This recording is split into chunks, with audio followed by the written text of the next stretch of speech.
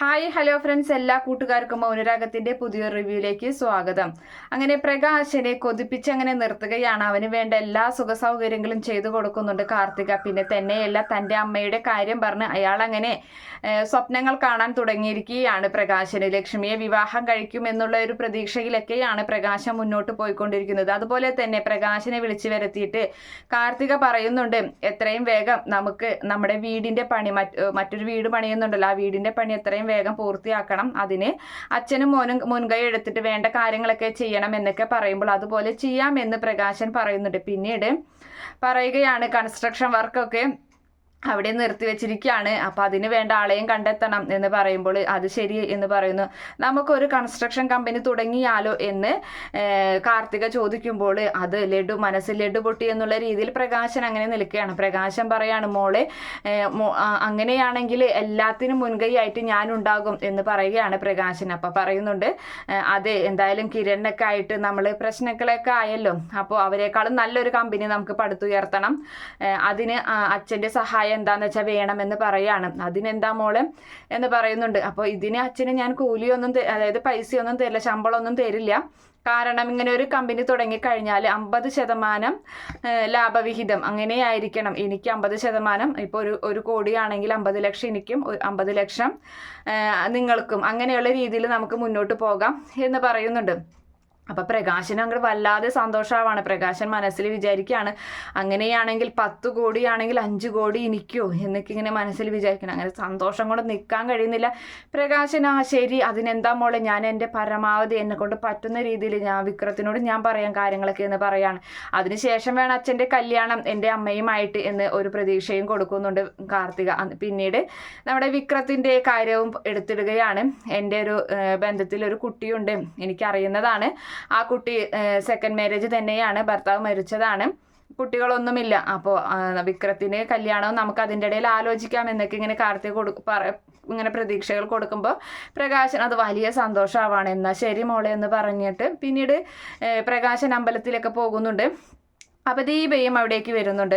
അങ്ങനെ പ്രകാശൻ അമ്പലത്തിൽ ചെന്നിട്ട് പൂജാരിയൊക്കെ ചോദിക്കുകയാണ്, എല്ലാ കുറേ കാലമായാലും ഇങ്ങോട്ടൊക്കെ കണ്ടിട്ട് ഇപ്പം അമ്പലത്തിലൊക്കെ പോയി തുടങ്ങിയെന്ന് ചോദിക്കുമ്പോൾ പിന്നെന്താ അമ്പലത്തിൽ എന്താ എനിക്ക് വരാൻ പാടില്ലേ എന്നിങ്ങനെ പറഞ്ഞ് തൊഴുതിട്ട് ചോദിക്കുകയാണ്, നിങ്ങൾക്ക് ഈ അമ്പലത്തിൽ എത്രയാ ശമ്പളം എന്ന് ചോദിക്കുന്നുണ്ട് ആ പൂജാരിയോടായിട്ട്. അപ്പോൾ പറയുന്നുണ്ട്, അത്യാവശ്യം പിടിച്ച് നിൽക്കാണതൊക്കെ കിട്ടുമെന്ന് അദ്ദേഹം പറയുമ്പോൾ പ്രകാശൻ പറയാണ്, അങ്ങനെ കാര്യമായിട്ട് കിട്ടിയില്ലെങ്കിൽ ഒന്നും ജീവിതം മുന്നോട്ട് കൊണ്ടുപോകില്ല. ഞാനൊരു കാര്യം പറയട്ടെ, ഞാനൊരു അമ്പലം പണിയാൻ പോകുന്നുണ്ട്, നിങ്ങൾ ഇവിടുത്തെ പണി കളഞ്ഞ് അവിടേക്ക് വാ, നിങ്ങൾക്ക് വേണ്ട ശമ്പളം എത്രയാണെന്ന് വെച്ചാൽ ഞാൻ തരാം എന്നൊക്കെ ഇങ്ങനെ പ്രകാശൻ അഹങ്കാരം പറഞ്ഞിട്ട് അവിടെ നിന്നും പോവുകയാണ്. അപ്പം ആ ശാന്തി മനസ്സിൽ വിചാരിക്കുകയാണ്, ഇയാൾ എന്തൊക്കെയാ പറയണ, അമ്പലം പണിയും, ഇവനെ ഇങ്ങനെ സുഖിപ്പിച്ച് നിർത്തിക്കുന്നു, ഞങ്ങൾക്കൊക്കെ ഇതിൻ്റെ പിന്നിലുള്ള കഥകൾ അറിയാടാ എന്നിങ്ങനെ ശാന്തി മനസ്സിൽ വിചാരിക്കുകയും ചെയ്യണം. അങ്ങനെ മറ്റൊരു ശാന്തിയുടെ അരികിൽ ചെന്നിട്ട് അദ്ദേഹമാണെങ്കിൽ തീർത്ഥം കൊടുക്കാൻ വേണ്ടി ഇങ്ങനെ നിൽക്കണം. അപ്പം പ്രകാശന് പ്രാർത്ഥനയാണ്, ഇങ്ങനെ തൊഴുതങ്ങനെ നിൽക്കുന്നുണ്ട്.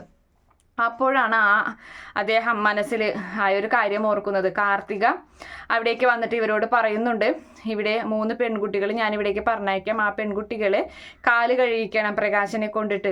പ്രകാശൻ പെൺകുട്ടികളെ വെറുക്കുന്ന പ്രകാശൻ, അപ്പോൾ പ്രകാശൻ്റെ സ്വഭാവമൊക്കെ അവർക്ക് ശരിക്കും അറിയാം. അപ്പോൾ കല്യാണിയെ ഉപദ്രവിച്ച കാര്യങ്ങളൊക്കെ അവരിങ്ങനെ പറയുന്നുണ്ട്. അതൊക്കെ തന്നെ നമുക്ക് എങ്ങനെയെങ്കിലൊക്കെ അയാളെ കൊണ്ട് വീട്ടണ്ടേ, അപ്പം ഞാൻ പറയുന്ന പോലെ ചെയ്യണമെന്ന് പറഞ്ഞാൽ 2 പൂജാരിക്കും പണമൊക്കെ കൊടുക്കുകയാണ് കാർത്തിക. അതിനുശേഷമാണ് പ്രകാശൻ അവിടേക്ക് വരുന്നത്. അപ്പോൾ അദ്ദേഹം ആ നിന്ന നിൽപ്പിൽ ആ തീർത്ഥം പിടിച്ച് നിൽക്കുമ്പോൾ കാർത്തിക പറഞ്ഞ കാര്യങ്ങളൊക്കെ ആലോചിക്കുകയാണ്. അപ്പോൾ മോൾക്ക് എന്താ ഇത്ര വൈരാഗ്യം എന്ന് ചോദിക്കുമ്പോൾ അതൊക്കെയുണ്ട്, ഒരാളെ മാത്രമല്ല എല്ലാവരും ഇവൻ ദ്രോഹിച്ചിട്ടുണ്ട്, അതൊക്കെയുണ്ട്, അതിൻ്റെ പുറകിൽ വേറെ കാര്യങ്ങളാണ്. ഈ അറക്കാൻ പോകുന്ന മാടുകളെ നമ്മൾ നല്ലോണം തീറ്റിപ്പോറ്റില്ല, അതുപോലെയാണ് അയാളെ ഞാൻ കൊണ്ട് നടക്കുന്നത്, അതിനൊടുവിൽ അയാൾക്ക് കിട്ടേണ്ട ശിക്ഷ കിട്ടുമെന്നൊക്കെ കാർത്തിക പറയുന്നുണ്ട്. അങ്ങനെ പ്രകാശൻ തീർത്തൊക്കെ വാങ്ങിയിട്ട് ഇതാക്കി. അതിന് ശേഷമാണെങ്കിൽ പ്രകാശനായിട്ട് ഇദ്ദേഹം ഈ ഒരു കാര്യം പറയുകയാണ്, ഇന്നത്തെ ഈ ഒരു ദിവസം ഇവിടെ പെൺകുട്ടികൾ കാല് കഴുകി കഴിഞ്ഞാൽ നിങ്ങൾ എന്ത് വിചാരിക്കും, ആ ഒരു ആഗ്രഹം സാധിക്കും എന്ന് പ്രകാശനോട് പറഞ്ഞു. പ്രകാശൻ പരിഹാസത്തോടുകൂടിയുള്ള ഒരു ചിരിച്ചിരിക്കുകയാണ്. എന്നിട്ട് പറയാണ്, എൻ്റെ 2 പെൺകുട്ടികളുടെ മുഖത്ത് ഞാൻ മര്യാദയ്ക്ക് നോക്കിയിട്ടില്ല, എന്നിട്ടാണ് പെൺകുട്ടികളുടെ കാല് കഴുകില്ല, അങ്ങനെയുള്ള സുഖമൊന്നും എനിക്ക് വേണ്ട എന്ന് പറഞ്ഞ് പ്രകാശൻ അവിടെ നിന്നും പോവുകയാണ്. അപ്പോൾ അവർ പറഞ്ഞ കാര്യം നടക്കുന്നില്ല. അങ്ങനെ ഇരിക്കുമ്പോൾ കാറിൽ കയറി പോവാൻ നിൽക്കുകയാണ്. അല്ല, അപ്പോൾ ആ സമയത്ത് അവിടേക്ക് ദീപയും വരുന്നുണ്ട്. അപ്പോൾ ദീപ കേൾക്കല് ലക്ഷ്മിയുടെ പേരിൽ ഉത്രട്ടാതി എന്ന് പറഞ്ഞിട്ടൊരു വഴിപാടൊക്കെ കഴിക്കുന്നുണ്ട്, പുഷ്പാഞ്ജലി കഴിക്കുകയാണ്. അതുപോലെ വിക്രത്തിൻ്റെ പേരിലും കഴിക്കുന്നുണ്ട്. അപ്പോൾ ഈ ലക്ഷ്മി എന്ന് പറയുന്നത് വിക്രത്തിനെ കല്യാണം കഴിക്കാൻ പോകുന്ന പെൺകുട്ടിയാണെന്നാണ് ദീപ വിചാരിച്ചത്. അങ്ങനെ അവർ വഴിപാടൊക്കെ കഴിഞ്ഞ് ദീപയ്ക്കും ചെറിയൊരു കുത്തും കാര്യങ്ങളൊക്കെ കൊടുക്കുന്നുണ്ട്. എൻ്റെ ബിസിനസ്സൊക്കെ നല്ല രീതിയിൽ മുന്നോട്ട് പോകണേ ദൈവമേ എന്നൊക്കെ പറഞ്ഞിങ്ങനെ പ്രാർത്ഥിച്ച് തിരികെ കാറിലേക്ക് പോകാൻ നിൽക്കുമ്പോഴാണ് നമ്മുടെ കാർത്തികയുടെ വിളി വരുന്നത്, ഫോണ്. അങ്ങനെ എന്താ മോളെ എന്ന് ചോദിക്കുന്നുണ്ട്. അച്ഛൻ അമ്പലത്തിലാണോ എന്ന് ചോദിക്കുമ്പോൾ അതേ, മോൾക്ക് എന്തെങ്കിലും വഴിപാട് ചെയ്യാനുണ്ടോ? എന്നാൽ ഞാൻ ചെയ്യാമെന്ന് പറയാണ്. അല്ല, ഞാനൊരു കാര്യം പറയാൻ വേണ്ടി വിളിച്ചതാണ്. അവിടെ ഇന്നത്തെ ദിവസം അവിടെ നല്ലൊരു പ്രത്യേകമായ ഒരു ചടങ്ങ്, ഒരു വഴിപാടുണ്ട്.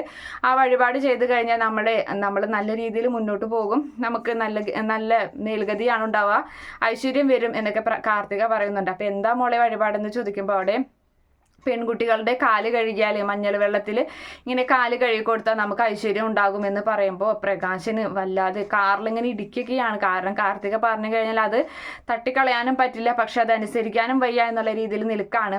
അങ്ങനെ പ്രകാശൻ അവസാനം പറയാണ്, എന്താ മോളെ ഞാൻ വേണ്ടത്, മോള് പറഞ്ഞോ എന്ന് പറയാണ്. അതെ, ഞങ്ങളുടെ നാട്ടിലേക്ക് 100 പെൺകുട്ടികളുടെ കാലൊക്കെ ഇങ്ങനെ കഴുകി, ഞങ്ങൾക്കൊക്കെ അതുകൊണ്ടാണ് ഇത്രയും നല്ല രീതിയിൽ ഞങ്ങൾ എത്തിയത് എന്നൊക്കെ ഇങ്ങനെ പറയുന്നുണ്ട് കേട്ടോ.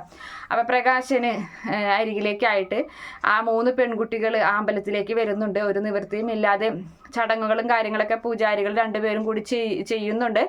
അങ്ങനെ കാർത്തികയുടെ ആയൊരു ലക്ഷ്യം, ആയൊരു കാര്യം സാധിക്കുകയാണ്. ആ 3 പെൺകുട്ടികൾ അങ്ങനെ നിൽക്കുകയാണ്. അവരുടെ കാലുകൾ മഞ്ഞൾ വെള്ളത്തിൽ കഴുകുകയാണ് പ്രകാശൻ. കിണ്ടിയിൽ ഇങ്ങനെ വെള്ളം എടുത്ത് കാലിലൊഴിക്കുകയും കാലും പാദം ഇങ്ങനെ ഉരച്ച് കഴുകുക, ഇങ്ങനെ കൈകൊണ്ട് ഇങ്ങനെ തടവി കൊടുക്കുകയും 3 പേരുടെ അത് അങ്ങനെ തന്നെ ചെയ്യാണ്. അതിനുശേഷം അവരെ ആരതി ഒഴിഞ്ഞ് അവരെ അനുഗ്രഹിക്കുകയൊക്കെ ചെയ്യുന്നുണ്ട്. അങ്ങനെ സ്വന്തം പെൺകുട്ടികളോട് ചെയ്യാത്ത കടമകളും കാര്യങ്ങളൊക്കെ ഈ പെൺകുട്ടികളാണെങ്കിൽ നിർധരരായ പെൺകുട്ടികളാണ്, അനാഥരായ പെൺകുട്ടികളാണ്. അങ്ങനെയുള്ള പെൺകുട്ടികളെ പ്രകാശന് ഒരു നിവൃത്തിയും ഇല്ലാത്തതൊക്കെ ചെയ്യേണ്ടി വരികയാണ്. എങ്കിലും പ്രകാശന് എന്തുട്ടേലാവട്ടെ, ഇനി എന്തായാലും കാർത്തിക മോള് പറയുന്നത് പോലെ ചെയ്താൽ തനിക്കൊരു ഉയർച്ച ഉണ്ടാകുള്ളൂ. അപ്പോൾ കാർത്തികയെ വാക്കുകൾ തട്ടിക്കളയാൻ പറ്റാത്തത് കൊണ്ട് തന്നെ അങ്ങനെയുള്ള കാര്യങ്ങളൊക്കെ ചെയ്യുകയാണ്. അതൊക്കെ തന്നെ മറഞ്ഞു നിന്ന് നമ്മുടെ ലക്ഷ്മിയും അതുപോലെ ദീപയൊക്കെ കാണുന്നുണ്ട് കേട്ടോ. ദീപ ഈ ഒരു കാര്യമൊക്കെ വീട്ടിൽ ചെന്ന് കല്യാണിയോടും കിരണോടും പറയുകയും ചെയ്യാണ്. അപ്പോൾ അവർക്കും ഇതൊരു അത്ഭുതമായി മാറുകയാണ്. ഇങ്ങനൊരു ചടങ്ങ് ഞങ്ങൾ കേട്ടിട്ടില്ലല്ലോ എന്നുള്ള രീതിയിൽ അവർ നിൽക്കുകയാണ്. കാരണം അമ്പലത്തിൽ സ്ഥിരം പോകുന്ന ആളാണ് കല്യാണിയൊക്കെ. എന്നിട്ട് ഇങ്ങനൊരു ചടങ്ങിനെ പറ്റി അവരൊന്നും കേട്ടിട്ടില്ല. അപ്പോൾ എന്തൊക്കെയാണാവോ നടക്കുന്നത് എന്ന് പറയുന്നത്. ഇപ്പോൾ ലക്ഷ്മി എന്ന് പറഞ്ഞൊരു കുട്ടിയുടെ പേരിൽ വഴിപാട് കഴിച്ച കാര്യമൊക്കെ ദീപ അവിടെ ചെന്ന് പറയാണ്. അങ്ങനെ ആ ഒരു കാര്യം സാധിച്ചെടുത്തിരിക്കുകയാണ്. അതിനുശേഷമായിരിക്കും ഇനി അടുത്ത നമ്മുടെ കാർത്തികയുടെ അടുത്ത ലക്ഷ്യത്തിലേക്കുള്ള വഴി ഒരുക്കുന്നത്. അങ്ങനെ പ്രകാശനെ അട്ടിമുടി വേരോടുകൂടി പറിച്ചു കളയാനും വേണ്ടിയൊക്കെ തന്നെയാണ് കാർത്തിക മുന്നോട്ട് പോയിക്കൊണ്ടിരിക്കുന്നത്. അതിന് കൂട്ടായി ലക്ഷ്മി എന്ന് പറയുന്ന സ്വന്തം അമ്മ തൻ്റെ അമ്മയോടും തന്നോടും ചെയ്ത ക്രൂരതയ്ക്ക് അതിൻ്റെ ഇരട്ടി പണി കൊടുക്കാൻ തന്നെയാണ് കാർത്തിക വിചാരിച്ചിട്ടുള്ളത്. അങ്ങനെ ഒരു എപ്പിസോഡൊക്കെ തന്നെയാണ് ഇനി വരാൻ പോകുന്നത്. Okay friends, bye, thank U.